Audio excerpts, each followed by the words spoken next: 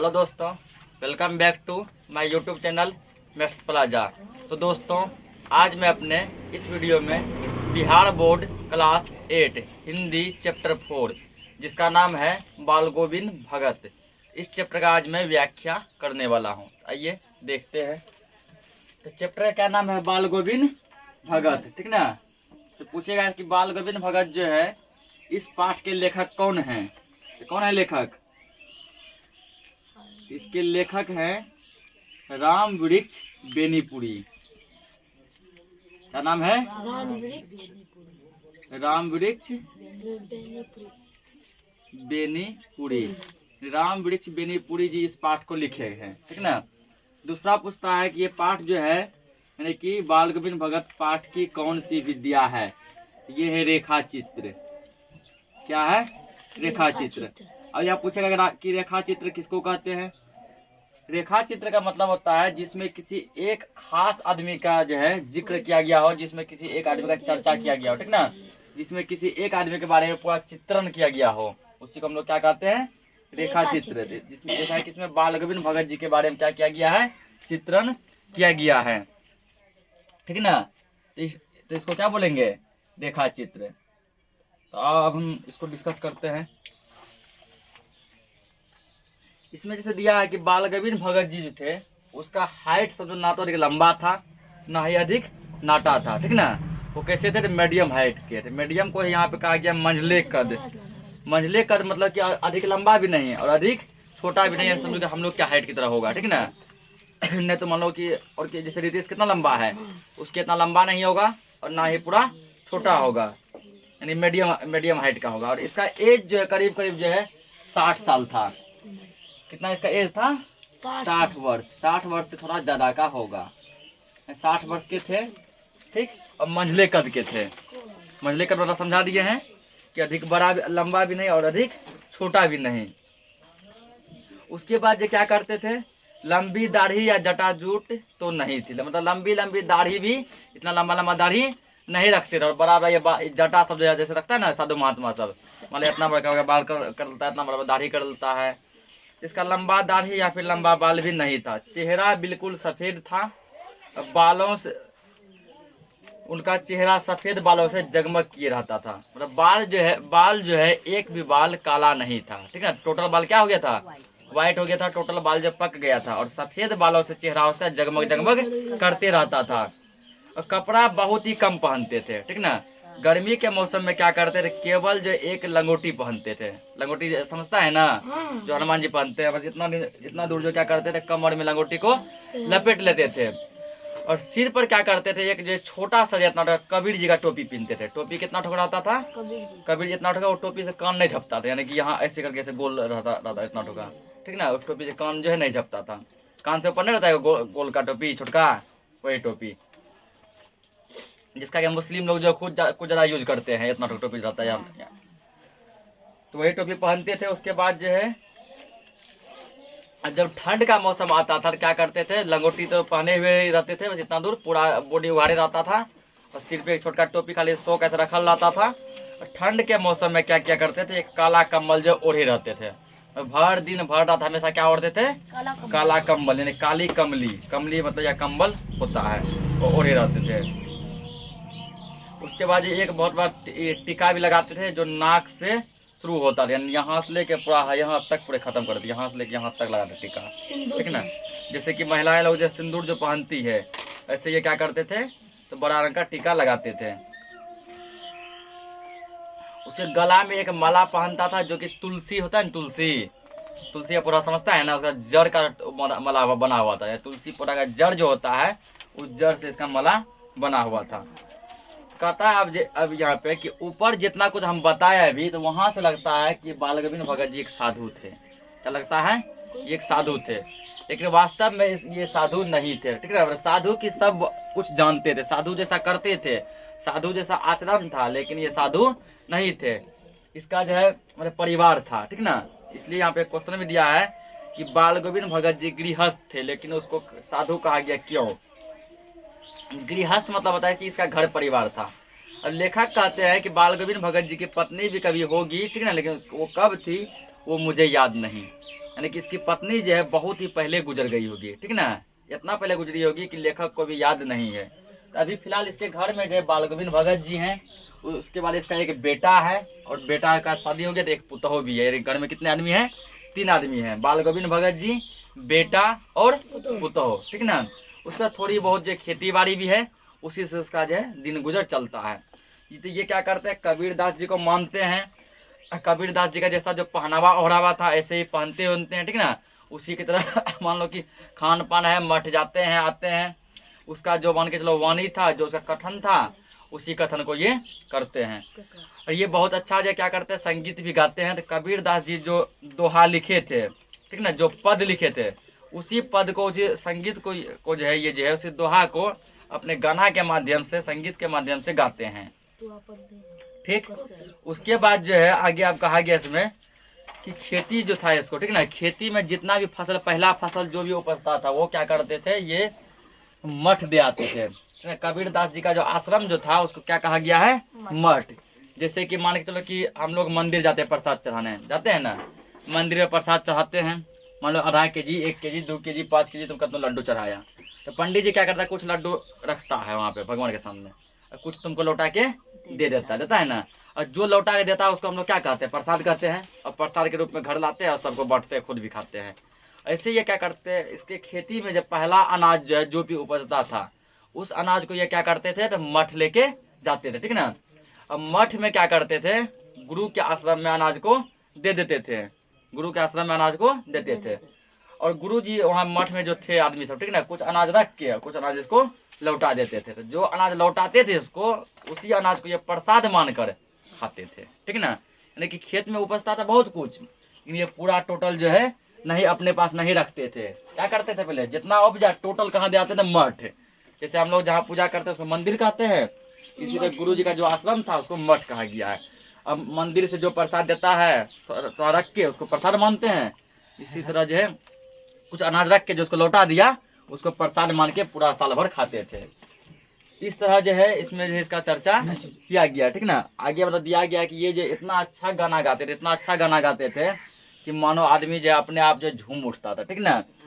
जब मान लो कि रोपनी का समय आता था, धान उन रोपने का, तो बाल गोविंद भगत जी क्या करते थे, ठीक ना, ये जो है लेबर जो है खेतों में नहीं रखते रोपने के लिए, ये खुद ही जो क्या करते थे, तो रोपाई क्या करते थे।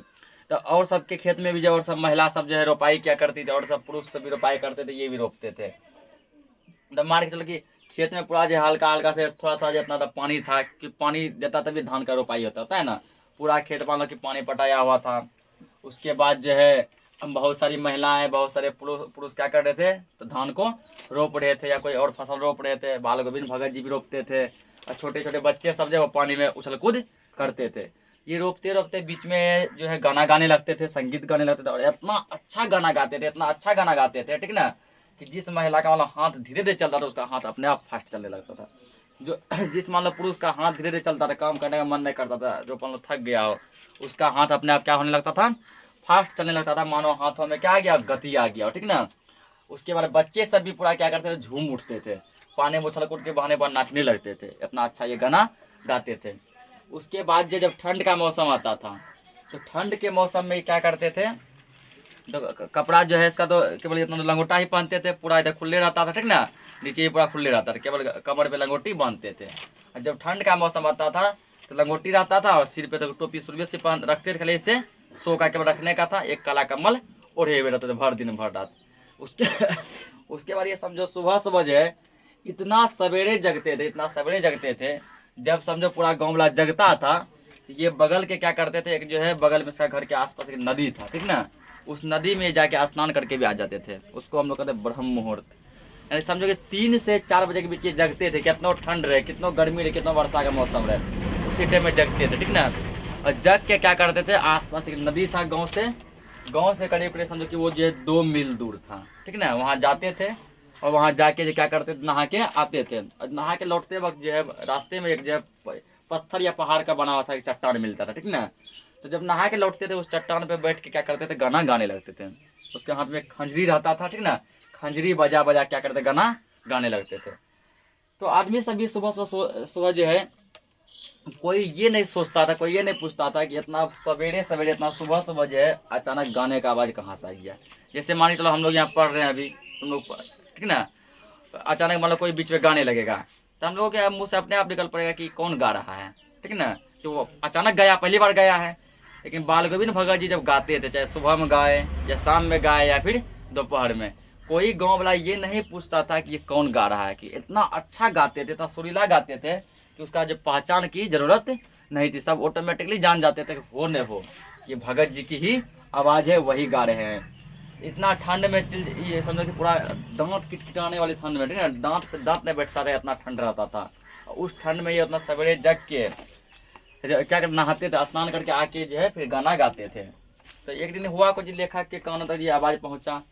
इतना अच्छा गा रहे थे, इतना अच्छा गा रहे थे कि लेखक जो है यानी कि राम वृक्ष बेनीपुरी भी अपने आप को रोक नहीं पाए, ठीक ना। इसके पैर जो ये सोए हुए थे, कि लेखक थोड़ा लेट से जगते थे। उस दिन हुआ कर एक दिन इसका नींद थोड़ा सवेरे टूट गया होगा। सवेरे नींद जब खुला तो इसको जो है भगत जी का आवाज़ सुनाई दिया। और समझो जिस टाइम लेखक जग गए उस टाइम वो नहा के आके गाना गा रहे थे पहाड़ पे बैठ के खंजरी बजा के। तो ये अपने आप क्या हुए, उठ के देखने चल दिए। इतना अच्छा मतलब गा रहे थे, इसको ये मतलब रहा नहीं गया, सोचा एक बार जाके हमको देखना चाहिए। देखे कि अरे ये तो भगत जी है जो कि पहाड़ पे बैठ के मतलब एक मतलब पत्थर पे बैठ के गाना गा रहे हैं। उसके बाद जो है इसमें दिया गया है कि सुबह हम तो गए करते थे, और शाम में समझो गर्मी के मौसम में क्या करते थे, एक जो है चटाई बिछा के, ठीक ना, कूस का चटाई, कूस का मतलब होता है लार जैसा चटाई बनता है, देखा होगा। एक चटाई होता है जो कि लगेगा कि धागा का प्लास्टिक का बना हुआ है, ठीक ना, और एक चटाई रहता है जो लगेगा लार का बना हुआ फ्रेश, उसको कहते हैं कूस का चटाई। तो कूस का चटाई क्या करते थे, अपने आंगन में बिछा के जो है एक खंजरी लेके आराम से गर्मी के मौसम में गाना गाते रहते थे शाम के टाइम में। और शाम के टाइम में जब ये गाना गाते थे, गांव समाज के 10-15 आदमी भी जमा हो जाता था इसके गाना को सुनने के लिए, ठीक ना, इसके संगीत को, इसके धुन को सुनने के लिए। उसके लिए अचानक गाते गाते गाते गाते मुझे इतना मग्न हो जाते थे, इतना मग्न हो जाते थे कि अपने आप जो खड़ा होकर नाचने भी लगते थे। और कब जो है ये नाचने लगते थे इसको कुछ भी पता नहीं चलता था, ठीक ना। अचानक जो है इसका गाना जो है, इसका संगीत जो है नृत्य में चेंज हो जाता था, यानी कि समझो डांस में चेंज हो जाता था। तो ये गर्मी के मौसम का बात। फिर आगे इसमें दिया गया है कि इसका जो एक बेटा भी था, ठीक ना, एक पुतौह भी थी। तो बेटा जो है क्या रहा करता था, बराबर जो बीमार रहा बेटा जो बराबर जो क्या रहा करता था, तो बीमार रहा करता था। तो बेटा जो बराबर जब बीमार रहा करता था, तो एक दिन हुआ कौन सी बीमारी जो है, किसी कारण से इसके बेटे की क्या हो गई, मृत्यु हो गई। अब बेटा का समझो शादी का मुश्किल से जो 1 या 2 साल हुआ होगा। इसकी पुतौह समझो कि नई नवेली थी, ठीक ना। पुतौह को जो है एक को बच्चा भी यानी बाल बच्चे भी नहीं हुए थे, यानी तो समझ जाओ कि यानी शादी का 1-2 महीना हुआ होगा, 1-2 महीना नहीं तो मान लो 1 साल हुआ होगा, ठीक ना। तो बेटा का मौत हो गया। पूरा गांव समाज जो पूरा जो है मृत्यु पे रो रहा है कि भगत जी का एक ही बेटा था, एक ही आंखों का तारा था, एक ही सहारा था, वो भी चला गया। उसके बाद इसकी बीवी भी पूरा जो है मतलब बहुत ही समझो कि दयनीय कंडीशन में पूरा जो है अस्त व्यस्त होकर पूरा रो रही है। और रोए भी क्यों नहीं, मुश्किल से समझो कि शादी का जो साल भर नहीं हुआ होगा, बेचारी विधवा हो गई, ठीक ना। क्योंकि यदि मान के चलो कि अगर एक को 2 यदि बेटा बेटी भी रहता तो बेचारी उसके सहारे जो है आराम से अपना जीवन क्या करती, काट लेती। क्योंकि वो सोचती अच्छा कोई बात नहीं, चलो यदि पति का देहांत भी हो गया है, यदि पति नहीं भी रहे तो उसके बदले में एक बेटे हैं क्या, या फिर एक बेटी है, इसका मुंह देख के हम लोग जो क्या करेंगे, जीवन गुजार लेंगे। लेकिन जो एक भी बेटा बेटी भी नहीं था, नया नया शादी हुआ ही था, तो बेचारी का पति क्या हो गया, डेथ कर गई, ठीक ना। तब यानी कि लड़की का समझो पति हुआ और बाल गोविंद भगत जी का वो कौन हुआ, बेटा। तो पूरा गांव समाज रो रहा है। पत्नी तो पूरा समझो कि पूरा बार बार दाती दाती लग रहा है, बेहोशी बेहोशी आ रहा है, क्योंकि कंडीशन पूरा खराब था, ठीक ना। मुश्किल से इतना कम दिन शादी का, तुरंत विधवा हो गई। अभी समझो पूरा नया नया सपना देखने का एज था ना, नया नया सपना देखता, वहाँ जाएंगे ये करेंगे वो करेंगे, पूरा जीवन बाकी था कि बस ये समझो कि पूरा विधवा हो गई, बेचारी का सहारा छीन गया। तो भगत जी क्या किए, वो जो है रोने के बजाय क्या किए, खंजरी लिए, ठीक ना, और लाश के सामने क्या करने लगे, डांस करने लगे, ठीक। लाश के सामने क्या करने लगे, डांस करने लगे। वो मतलब अपना दुख जो है इस तरह से प्रकट किए, और सब आदमी रो रो के दुख प्रकट किए, दिखाया कि हमको बहुत दुखी है। ये क्या किए, खंजरी लेके जो है लाश के सामने सामने डांस करके और गाना गा के क्या किए, अपना दुख को प्रकट किए। तो बाद में जो है ये मतलब उसका रीजन बताया कि देखो, जो चला गया उसका दुख मत करो, जो चला गया उसका दुख मत करो, बल्कि तुम्हारे पास जो है उसमें खुश रहो, ठीक ना। फॉर एग्जाम्पल मान के चलो कि हम लोगों के पास यदि मान के चलो 100 रुपया है, ठीक, कहीं जा रहे हैं, कहीं जा रहे तो मान लो 20 रुपये गिर गया, 20 रुपये गिर गया।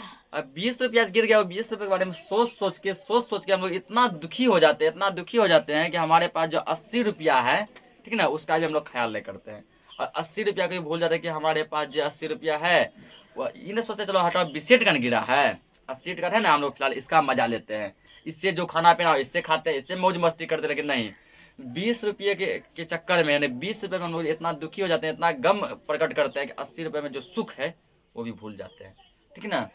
फॉर एग्जाम्पल मान के चलो कि घर में किसी का चोरी हो गया, तो कुछ सामान यदि मान लो 10 जगह सामान चोरी हुआ, 20 जगह सामान चोरी हुआ, उसके चक्कर में हम लोग इतना दुखी होते हैं, इतना दिन तक उदासी रहते हैं कि घर में जो लाखों का सामान रखा हुआ है उसमें हमको कोई रुचि नहीं रहता है, उसको देख के हम लोग सुखी प्रकट नहीं करते हैं। क्योंकि भगत जी का मानना था कि तुम्हारे पास से जो चला गया, ठीक ना, उस पर उतना विलाप मत करो, उसमें रो मत, बल्कि तुम्हारे पास जो है उसमें खुश रहो। क्योंकि इसका मानना था यदि मान के चलो बेटा के सामने हम रोएंगे भी, क्या मेरा बेटा वापस लौट जाएगा? नहीं, जो चला गया सो चला गया, बल्कि जो हमारे पास है, जैसे हम हैं, पुतौह है, उसमें खुश रहेंगे, ठीक ना। तो ऐसे ये क्या करते थे, सोचा करते थे। तो उसके बाद जो है तो दाह संस्कार किया गया, तो भगत जी क्या किए, खुद आग नहीं दिए। आग किससे दिलवाया गया? पुतौह से। जबकि समझो कि महिलाएं जो आग जल्दी नहीं देती है, आग देने का किसका किसका हक है? यदि मान लो किसी का पिता मर गया हो और यदि उसका बेटा है, आग कौन देता है? बेटा आग देता है। यदि किसी का बेटा मर गया हो और उसका बेटा नहीं है, यानी जैसे कि लड़का जो मरा अभी, ठीक, तो इसका कौन था? इसका बेटा नहीं था। तो वहाँ उस कंडीशन में यदि बेटा मान लो कि नहीं है, नाती उती कोई नहीं है, तो उस कंडीशन में पिता भी आग दे सकता है, ठीक ना। यदि मान लो कि यदि जवान जान बेटा मर गया बाप के सामने, तो वहाँ क्या करेगा? पिताजी आग देगा। यदि मान लो बूढ़े पिताजी मर गए हैं तो बेटा आग देगा। लेकिन ये क्या किया, खुद आग नहीं दिए, किससे आग दिलवाए? अपनी पुतौह से आग दिलवाए। कुछ सोच के ही क्या किया, अपने पुतौह से आग दिलवाए। भगत जी के मन में कुछ विचार चल रहा होगा। तो उसके बाद आग उग दिलवा के क्या किए, तो ये जो है इसके भाई को, यानी कि अपने पुतौह के भाई को, अपने पुतौह के पिताजी को बुलवाए घर पे, ठीक ना। बोले कि इसको जो यहाँ से अब ले जाइए, इसका दूसरा शादी करवा दीजिएगा, बेचारी का क्या एज ही हुआ है अभी तो इसका जो है शादी विवाह करने का पूरा एज है, मुश्किल से 1.5 साल शादी का हुआ नहीं होगा बेचारी का। अभी जो ये जो अपने मतलब जो मान के चलो कि वैवाहिक जीवन का जो आनंद होता है, ठीक ना, वो आनंद इसको कुछ मिला ही नहीं। बस जो इसका क्या हो गया, सुहाग छिन गया। इसको क्या कीजिए, ले जाइए। तो पुतौह जो है बहुत रोई कि देखिए पिताजी, मैं जो है यहाँ से नहीं जाऊंगी, ठीक ना। इसलिए रो रही थी कि अब जो है आपका जो मेरे अलावा सहारा भी कौन है? पहले माता जी थी, वो भी नहीं रही। माता जी मतलब कौन? भगत जी की पत्नी, ठीक ना। भगत जी की पत्नी इतना पहले गुजर गई थी कि इसका पुतौह भी, इसका बेटा भी नहीं देखा होगा। जब लेखक तक को याद नहीं है कि उसकी कभी घरवाली भी थी, इसको क्या याद रहेगा? तो वही ये बोली कि कहीं माता जी थी, वो भी चली गई। उसके बाद जो है आपका बेटा आपका सहारा बना। फिर जो आपका बेटा आपकी देखभाल क्या करता था, आप उसकी शादी विवाह करवाए। फिर आपका बेटा और मैं दोनों मिल के जो क्या करने लगे, आपका देखभाल करने लगे। फिर आपका बेटा भी चला गया, अब तो मेरे अलावा आपका कोई है ही नहीं, वास्तव में नहीं है, केवल हम ही हैं, हम ही आपका देखभाल करते हैं, हम ही सहारा हैं। और यदि मान लीजिए कि यदि हम ही चले गए, फिर आपका देखभाल कौन करेगा? यदि कभी किसी से पानी मांगेंगे तो पानी आपको कौन देगा? गर्म पानी ये पीते थे मान लो, ठीक ना, तो बोलिएगा कि गर्म पानी करके दीजिए, वो कौन देगा? उसके बाद ये यदि बीमार पड़िएगा तो देख रेख कौन करेगा? दवाई कौन देगा? औषधि कौन ला के देगा, ठीक ना। आपकी सेवा कौन करेगा? जब आप पूरे बूढ़े हो जाइएगा, जब आप चलने फिरने में असमर्थ हो जाइएगा, नहाते टाइम जो है पानी कौन चला देगा? पुतौह खूब सेवा करती थी इसका, पानी कौन चला देगा? और सही बहुत काम बताइए कौन कर देगा। लेकिन जब भगत जी का जो है क्या था, तो प्रस्ताव पर अटल था कि नहीं, तुम जाओ, मतलब जाओ। ये इसीलिए ऐसा सोचा करते थे, ठीक ना। भगत जी का अपने जगह पे सोचना बहुत ही सही था। ये सोचे यदि हम जो है पुतौह को अपने पास रख लेते हैं, अभी बेचारे का कुछ एज हुआ नहीं है, 1.5-2 साल शादी का हुआ है, हम अब कितना दिन जिंदे रहेंगे? मान के चलो कि पुतौह को ये अपने पास रखते हैं, तो भगत जी कितना दिन रहते हैं? 5 साल 10 साल, मान लो 5 साल 10 साल रहे। 10 साल के बाद जो है मान लो भगत जी का मृत्यु हो गया, फिर बेचारी बिल्कुल अकेली हो जाती ना। और उस टाइम में इसका कंडीशन ये हो जाता है कि इससे कोई शादी विवाह भी नहीं करता। फॉर एग्जाम्पल मान के चलो यदि पुतौह का एज अभी जो 30 साल होगा, मानते हैं अपने आप में, ठीक। तो यदि मान के चलो ये भगत जी के पास रहती, भगत जी बोलते ठीक है तुम मेरे पास रहो, तो 10 साल बाद मान लो भगत जी को पूरा बीमारी हमारी घेर देता और भगत जी की मृत्यु हो जाती, तो तब तक पुतों का एज कितना हो जाता? 40 साल। तो 40 साल में बताओ आप जो है उसका कोई सहारा नहीं रहता, क्योंकि एक मान लो ससुर ये उसका दूल्हा था वो पहले ही चल गया है, ससुर था वो भी चला गया, अपने मान के चलो कि पिताजी के यहाँ वो आई होगी तो उसका पिताजी भी लगभग बूढ़ा होगा ना, जब ससुर उधर बूढ़ा के मर गया तो उसका पिताजी बूढ़ा होगा ना, पिताजी बूढ़ा होगा, वो यदि पिताजी के घर आएगी तो उसका सेवा करने में लग जाएगी। उसके बाद तब तक मान लो उसका एज बढ़ रहा, फिर उससे शादी विवाह कौन करता? वही चीज भगत जी सोचे कि हम जो अपने 5 साल 10 साल के सुख के लिए बेचारे का जीवन भर का सुख हम छीन रहे हैं ना।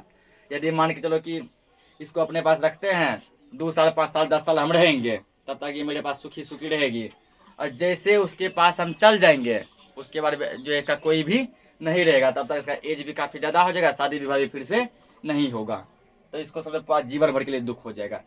तो ये लेकिन ये भगत जी मन में सोचे ऐसा, ठीक ना, तो मन में जो है वो पुतों के जो है हित के लिए सोचे ताकि उसका जीवन बर्बाद ना हो।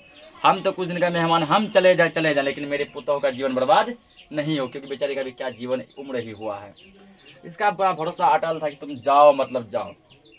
ये पूरा जो है उसके चरणों में जो पूरा मतलब माथा रगड़ने लगी, माथा टेकने लगी, पूरा माथा पटकने लगी पेड़ के सामने कि पिताजी हमको आप जो है मत जाने दीजिए कि मेरे अलावा आपका कोई सहारा नहीं है, मैं आपके चरणों में ही जीवन बिताना चाहती हूँ। लेकिन वो बोले कि नहीं तुम जाओ। अंत में जाए फिर बोले यदि तुम इस घर से नहीं जाएगी तो हम ही इस घर को छोड़ के चले जाएंगे। अब यहाँ पूरा कंडीशन खड़ा होगी, या तो तुम जाओ, ठीक ना, या तो हम जाएंगे। यदि तुम देखना चाहते कि हम इस घर में रहें तो तुम जाओ, यदि तुमको ही इस घर में रहना तो हम जा रहे हैं। तब बेचारी अंत में रोती हुई बिलखती हुई पिताजी के साथ भैया के साथ जो क्या करती है चली जाती है। अब भगत जी बिल्कुल अकेला हो जाता है, उसका देख रेख करने के लिए कोई भी नहीं रहता है। धीरे धीरे मान के चलो कि इसको भी बीमारी घेर लेता है, ठीक ना, अब बीमार ये रहने लगता है। बीमार तो रहने लगा, गाँव समाज का आदमी कभी कभी आता है थोड़ा देखभाल करता है, फिर जो है जब वो जाता है फिर ये अकेला पड़ जाता है। कभी कभी रात में मान लो खाना पीना नहीं बनाता है, भूखे सो जाता है, फिर अब तो कोई है नहीं पत्नी है, एक बेटा था वो भी नहीं है, पुतो था उसको भगाइए दिया, बोला जाओ तुम इसका शादी विवाह करवाओ, ठीक। तो धीरे धीरे क्या हुआ और जो इसका बीमारी बढ़ता गया, तो ये सब दिन जो है नित्य दिन की भांति सुबह सुबह क्या करते थे, जैसा कि बताया हम, एक सुबह सुबह ये गाना गाते थे। अब पूरा गाँव वाला के कान तक आवाज़ जाता था। एक दिन क्या हुआ जो है कि पूरा गाँव जो है उस टाइम में जो है मतलब सोया हुआ था, जिस टाइम में गाना गाते थे, तो किसी के कानों तक इसका आवाज़ जो नहीं पहुंचा। तो गांव वालों को लगा कि आज जो है भगत जी की आवाज़ नहीं आ रही, क्या बात है, इतना सुरीली आवाज़ जो जैसे हम लोग अलार्म लगाते हैं ना मोबाइल में या फिर घड़ी में उठने के लिए नहीं उठ पाते हैं, तो ये लोग का अलार्म समझो कि भगत जी का आवाज़ ही था, लेकिन बाल गोविंद भगत का आवाज़ ही सुन के ये लोग क्या करते थे, जगते थे। तो किसी के कानों तक आवाज़ नहीं पहुँचा, सोचा थोड़ा फ्रेश होने देते हैं और सूर्य निकलने देते हैं, जब दिन थोड़ा फ्रेश हो जाएगा जाके देखेंगे क्या हुआ। तो जैसे ही जाके देखे तो देखे बेचारा अब जो इस दुनिया में नहीं रहे, सब कुछ ऐसे हुई बिखरा पड़ा है, लेकिन वो जो है उसकी खंजरी वैसे ही यूं ही रखा हुआ है, केवल मान लो खंजरी रह गया, लेकिन खंजरी का बजाने वाला अब नहीं रहा। तो इस कहानी में पूरा जो बाल गोविंद भगत जी का चर्चा किया गया है, तो पूरा आज एक्सप्लेन कर दिया। नेक्स्ट वीडियो में हम लोग क्या करेंगे, इसका जो है क्वेश्चन आंसर करेंगे।